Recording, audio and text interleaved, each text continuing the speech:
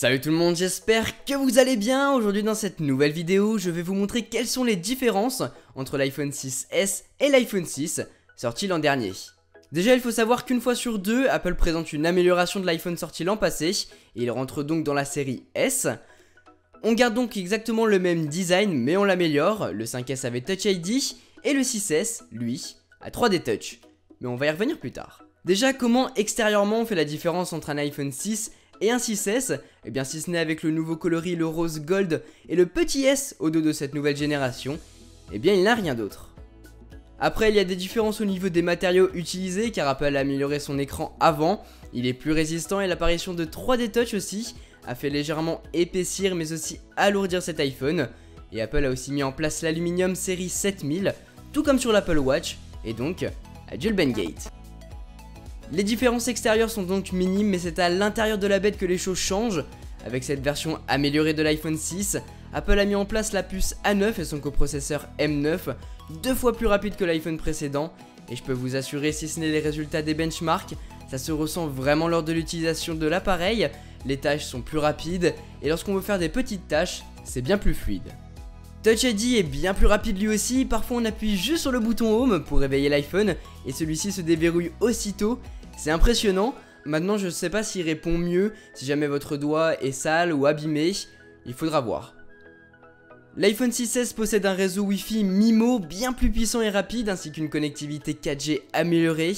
Et donc, si votre forfait vous le permet, vous pourrez avoir accès à la 4G+, 300 Mbps par seconde. Son appareil photo aussi a été bien amélioré, on passe de 8 mégapixels à l'arrière à 12 mégapixels, cela permet aussi d'améliorer les vidéos pour filmer jusqu'en 4K. L'appareil frontal lui n'a pas échappé aux améliorations, il passe donc d'un petit 1,2 mégapixels à 5 mégapixels et Apple a aussi mis en place le Retina Flash qui, tout comme Snapchat le fait, blanchit votre écran pour illuminer votre visage lors de la prise de la photo.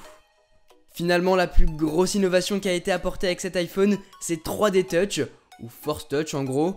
Cette fonctionnalité qui vous permet avec une pression plus ou moins forte sur l'écran, de révéler de nouvelles options sur l'écran d'accueil, ou dans des applications de votre iPhone.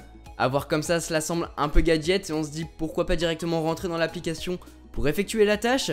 Mais je peux vous garantir qu'après 20 bonnes minutes d'utilisation, on s'en lasse plus et on essaye d'appuyer de façon prolongée un peu partout pour voir si ça fonctionne.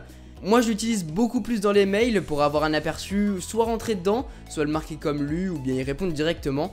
Et c'est vachement plus pratique je trouve. Malheureusement, peu d'applications sont compatibles aujourd'hui avec cette fonctionnalité. Mais bon, ça va arriver, c'est une certitude. Pour ma part, je suis plutôt content de ce nouvel iPhone. Bien sûr, je vais revenir sur mon avis dans mon test complet et dans ma vidéo avis elle-même après un mois d'utilisation. Mais cela sera dans quelques temps. Vous savez maintenant quelles sont les différences entre l'iPhone 6 et l'iPhone 6S. J'espère que cette vidéo vous aura un peu aidé à savoir si vous devez faire le pas vers ce nouvel iPhone ou pas. Mais si ce n'est pas le cas, attendez mon test complet, vous en saurez sûrement plus sur celui-ci. Et donc cela vous aidera à mieux choisir.